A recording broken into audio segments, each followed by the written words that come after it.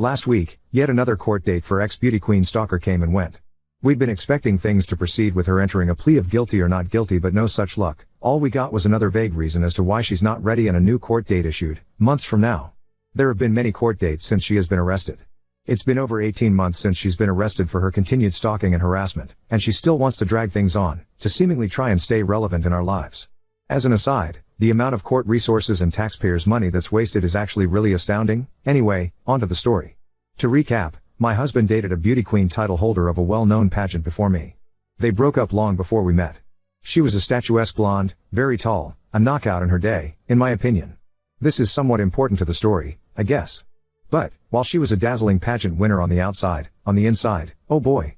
She could be charming and beautiful if she needed you, but mostly, she treated people around her terribly, including my husband, and he eventually broke it off with her. But she never went away. She would continue to call and email, repeatedly, even after my husband and I met. If anything, her calls increased. She would call over and over again, day and night, even after my husband, then boyfriend, blocked her number. She would ask for money, and threatened to go to the police claiming he abused her if he didn't give it to her. He obviously did not give her money. This made her very upset. The threats increased and became more malicious. But when that didn't work, she would switch tactics and try and sweetly ask him for help with certain projects she was trying to get off the ground, or more accurately, have him do the work for her and she take the credit, with the promise that if he did just this one last thing for her she would go away. He did not reply. So she would go back to being malicious. Any tactic for attention, or for what she really wanted, money. My husband was terrified. Because of course, while he never did anything to her, it would be her word over his, and he was terrified of ruining his reputation and career. We unfortunately ended up at an event she also attended. She had been waiting for us to arrive and had placed herself near the entrance of the event. As we walked in, she stood across the room, looking me up and down, laughing and whispering into the ear of her date, making a point to try and make me uncomfortable. But that was okay, she was easily ignored until she ambushed me as I came out of the bathroom. She had clearly been waiting for a moment I was alone. She towered over me, she is very tall, I had no intention of having it out with her, and as I hurriedly walked to find my husband, but she kept pace beside me, hunched over, so she was at my eye level. I'm 5 feet 5 inches, her head turned towards me. She was like a caricature of herself as she ambled beside me, smiling maniacally. "Where is your man?" she hissed in her heavy accent. Her eyes were black. She looked like out of a Tim Burton movie, hunched over with that crazy demonic smile. "Watch your back, pug," she added, grinning. She liked to call me names like Pug because I own pugs, and I guess she thought this was an insult. What I didn't know then was while I was in the bathroom, she had walked over to my husband and had thrown her arm around him while he was in mid-conversation with someone, and introduced herself to the man he was talking to, as if she and my husband were together. My husband unwrapped himself from her clutches and told her to beat it. She then beelined and waited for me to come out of the washroom. We stopped going to the parties. The last time we ran into her was at a funeral for a mutual friend. She followed me around the wake. As my husband, boyfriend at the time, was talking to the man's widow, I was talking to a friend and his wife. She walked right up and stood with us, joining us mid-conversation as if she were part of the group. It was unnerving but also just bizarre. It was a funeral and I did not want a scene. I silently picked my wine glass off the bar and walked away, leaving her with the couple I had been speaking to, and her staring at me with a smirk on her face. All in all, annoying but manageable. However, the emails, calls, never stopped. She would call my husband over and over, day and night, even though he had long blocked her number. She would drive by. I found my car keyed one night after I left it outside, but obviously I couldn't prove it's her. But enough was enough. My husband had a lawyer send a cease and desist. After the first, she called him from a private number. He answered and she said, "Hi E, it's me," in a sing-song voice like they were the best of friends and he hadn't just sent her a lawyer's letter ordering her to stay away from him and his family. He said nothing and hung up. Another cease and desist was sent. Then a third. Nothing would make her go away. She did not actually think my husband was capable of not wanting to be with her, because her beauty. Eventually though, she got pissed that he was not giving in. So, she decided to take this rage to the internet. I knew that she was absolutely checking out my social media, but I don't really use it much, so I didn't care. However, she created a fake Twitter account and tweeted husband's name as a fraud and tagged his colleagues, friends, investors, family members. Every single person she could think of to try and ruin his reputation and career. On New Year's Eve, she posted on my Instagram account at exactly 12:01 a.m. Happy New Year. Scrud social media settings were all put to private. We went to the police armed with the emails threatening to give her money or she would go to the police. She was charged with 2 counts of harassment, and a restraining order was put into place. To our shock, the next day after her arrest, our phones were buzzing. This story had made front page news, clearly a slow news day. Her day in court came, Right before COVID. We arrived to the courthouse and sat down. She walked in. We were shocked by her appearance. Actually, shocked is an understatement. She was unrecognizable from her former self. Gone was the statuesque, dazzling blonde. She had apparently shaved her head and was wearing a short, ratty brown wig. She had gained about 80 pounds, give or take, and was now sort of hunched. With her height and new girth, she looked like a linebacker. To add to her new look, she wore a bulky brown men's overcoat and a scarf tied over her wig, like a babushka. My immediate thought was, her outside now matches her inside. But it was her eyes that I noticed the most. About a year earlier, we had shown a photo of her to our kids so that if she ever approached them, they knew to run. At the time, my son, who was young, commented that she had mean eyes. From the mouth of babes. Maybe it was that she had changed so much physically overall, but her dark eyes had narrowed into deep, black slits. As she scanned the courtroom and saw us in court, she would turn around every so often to look back at us and glare. She would then whisper in her lawyer's ear, and laugh as if she were having a grand time. She had a pair of big, round cheap sunglasses that she would put on and take off intermittently. When she addressed the judge, she put them on, and he asked her to remove them. We thought she was putting on a brave face and treating it all like a joke, but we were about to find out that getting arrested wouldn't slow her down. The restraining order didn't seem to faze her at all. If anything, it angered her more. From then on, every day, night and day, she would post from multiple fake social media accounts, photos of myself, of my husband. She would put up my husband's photo with the caption pedophile or other terrible names that included racist and transphobic comments and captions. To give you a slight idea, she posted altered pictures of my husband, photoshopped to look like he was wearing heavy makeup and referring to him as a pre-op transgender. She posted altered and unflattering photos of myself. She called me old ugly, those are the G-rated ones. Listen, I am no beauty queen myself. The name calling, while obsessive and gross, wasn't what bothered me most. Although I'm not going to lie, seeing hundreds of photos of myself on her fake Twitter account calling me ugly and obsessively pointing out every single perceived flaw did succeed in getting me down at times. Why did I keep looking? Because it was like getting a glimpse into her unraveled mind, just in case it was a clue of what she was capable or thinking of doing next. Because it wasn't her insulting posts that fazed me. What bothered me most were the sinister captions, keep an eye on your kids because I be watching, or why don't you plant some flowers in your front yard, or be good to your kids because you never know what could happen, how was your Uber Eats order. She would post pictures of me with an arrow directed to my head, which I perceived to be a gun to my heart. She posted pictures of my husband's workplace, which she was not allowed to be within 2 blocks of, in accordance to the restraining order, but the police said this could be just a picture she took from the internet. She posted Agatha Christie quotes like every killer is usually someone you know well. Or your end is near. Her Twitter profile banner picture was taken from a movie poster and said stalker like she was in on the joke. We called the police again, but they said there wasn't anything they could do since she didn't explicitly tag us.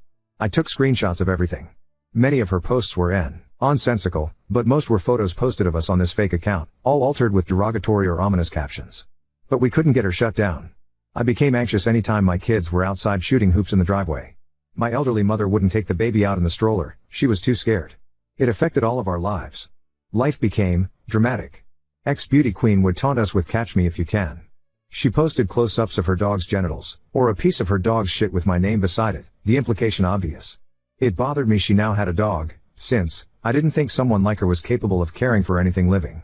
Then the calls started back up, this time to our home line. Yes, we still have a home phone, lol. Bitch, and then a hang up. Karma will get you, and then weird chant-like calls, as if she were reciting a spell. Sure enough, she posted photos of a pentagram and candles, as some sort of altar, and the caption ring ring. Finally, the police asked us to come in and give video statements. We gave them a drive containing thousands of screenshots of posts she had made. They arrested her again and charged her with 2 more counts of criminal harassment. My husband was angry at this point, but as Mama Bear, I just wanted to get this over with. She mentioned the kids frequently and ominously many times in her online rants, also calling them rude names, which I won't repeat here because these are the things that upset me most. The judge also issued a social media ban for her. By the time she was rearrested for the second time, her fake Twitter account, which was literally mostly insults or references to my family, had 16,000 tweets in a 3-month period. She has no followers, so they were just to herself. The porn sites I had been continuously being tagged on stopped. Things quieted down tremendously. But I still get follower requests that I believe are her. But at this point, we were all on edge. I kid you not, I felt weird walking into my kitchen at night to make a sandwich, feeling creeped out that she was outside watching. I put nothing past her, as nothing is more dangerous than a desperate woman who has nothing to lose. Which, by the way, was one of the quotes she posted. I don't know what is wrong with her. I believe, from what I've researched, she is a malignant narcissist. Perhaps some other mental issues at play here, but I can say she was a terrible person long before she decided to try and make our lives miserable. Crazy beauty queen turned stalker, I would love nothing more than to never meet again. But if going to court helps you stay away from us forever, then bring it. As an aside, I wanted to mention that we heard from a reliable source that after my husband broke up with her, she allegedly became known to police for other reasons. While my husband dodged a bullet regarding her threats to go to police saying he abused her, apparently other men have not been so lucky. Since I can't post pictures, I'll leave you with one of her posts, one that may not make much sense but to us, it was a statement to let us know she enjoys this drawn-out court process. Many of her posts are in her native language, so this is translated. Violent women, and the cruelest, never answer questions. They like to continue the misunderstanding indefinitely. So I seek to contact people only in order to torment them. My cruelty is my last attachment to the world, and my last chic. Update 1. We feel more protected now that it's over. Thank you again for all your kindness and support. To recap, my husband dated a beauty queen of a well-known pageant before we met. Once we started dating, she went nuclear and it felt like we were living straight out of a Stephen King novel. It was a scary and stressful time, to say the least. I'm sure it would give her great satisfaction to know she affected our lives in such a negative way. Let me start off by saying, the court process is long. It took years for resolution. During that time, she had to live with an assurer. For those who don't know, because I certainly didn't, the assurer has to front up the bail money, which was over $1,000 but under $5,000 in her case, and have the defendant live with them while they are out on bail. Her initial assurer was her mother, but after she was rearrested for continuing to harass us, the judge said that she had to have a new assurer since she kept breaking the law under her mother's watch. Since COVID, everything is done via Zoom and a virtual courtroom. There have been a few court dates during the past few years but only her lawyer was present. These court sessions were basically asking to defer, etc. It was all very long and drawn out. The last court date was last August of 2023. I was curious as to what she looked like now, and to have this finally behind us. Finally, she appeared in the virtual courtroom. She was no longer wearing the wig, it looked like she had some real hair, it was short, brown and pinned straight. She was the same weight as I had last seen her in person and she was wearing a long white sort of coat, almost like a lab coat. No makeup. She was scattered, couldn't get her Zoom to work, wouldn't come into focus in the meeting, even though the judge repeatedly asked her to be visible during the proceedings but she didn't listen to him, she kept going out of sight. She had the San Francisco Bridge as her Zoom background. Anyway, it was a gong show. But in the end, the result of this last court session was that she didn't plead guilty or not guilty, instead she was able to agree to certain terms or risk being arrested again. To be honest, I found it slightly confusing but at least it was officially over. The most interesting part for us was after the virtual court proceedings were finished, the judge told us we could switch off our cameras. We did, but she didn't. So my husband and I watched, fascinated, as the judge presided over other virtual cases. And she, on mute, sat on a chair and called someone on her phone. She began crying, then laughing hysterically, then crying again, but looking into the camera as she's doing this. I couldn't tell if this was accidental or not. Was she trying to gain some sympathy or was it an honest mistake? We will never know. Lastly, I add this with a huge caveat that this is pure speculation. I had mentioned in my original post how she posted pictures of her dog's S / with my name beside it. However, when my friend looked through the pictures, she observed that no way could S / that size come from such a tiny dog. And when I look at it, I couldn't help but agree but my brain refuses to process. If it's true then, ew. However, this also will be something we'll never know. Probably for the best. Either way, karma has caught up with her big time. We know from one of the bail variation requests, she lives in subsidized housing. I haven't seen her since her in person since the original court date back in February of 2020.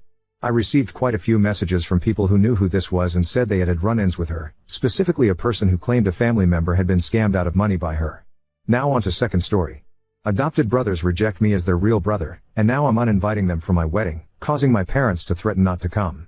I'm a 32-year-old man, and I'm getting married to my longtime girlfriend soon. What should be one of the happiest moments of my life has turned into a heartbreaking ordeal because of a deepening rift in my family. To give you some background, I'm my parents' biological son, and when I was 12, they adopted 2 boys who were biological siblings, Jack, who was 8, and Liam, who was 5. From the very beginning, it was clear that things were going to be tough.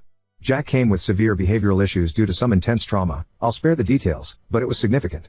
I tried my hardest to be understanding, but living with him was nothing short of exhausting.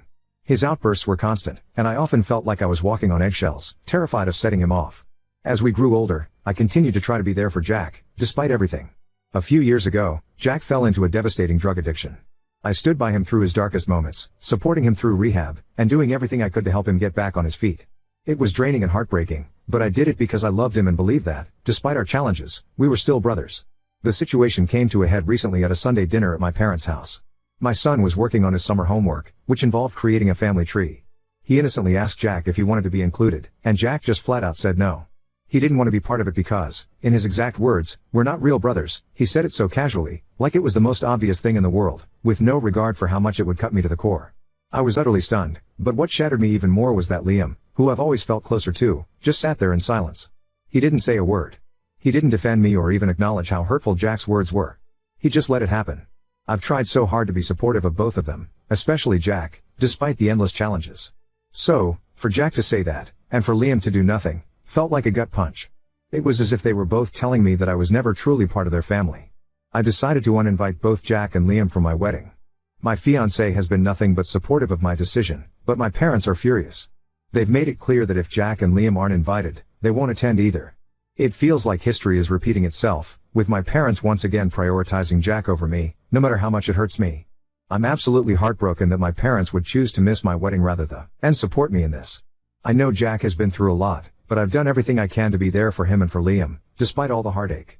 And now, I feel like I'm the one being punished for finally standing up for myself and setting some boundaries. Update 1. Buckle up, because things have taken a wild turn. After hearing from so many of you, I decided I needed to talk to Liam. We met up at a pub, and I just laid it all out there, how hurt I was when he didn't say anything after Jack made that awful comment about not being real brothers. I was half expecting him to defend himself, but what I got was something entirely different. Liam confessed that he's been living in fear of Jack for years. He told me he kept quiet that night because he was terrified of setting Jack off, not because he agreed with him.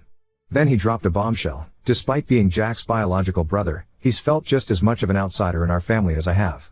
The constant pressure from our parents to cater to Jack's every whim has worn him down, too.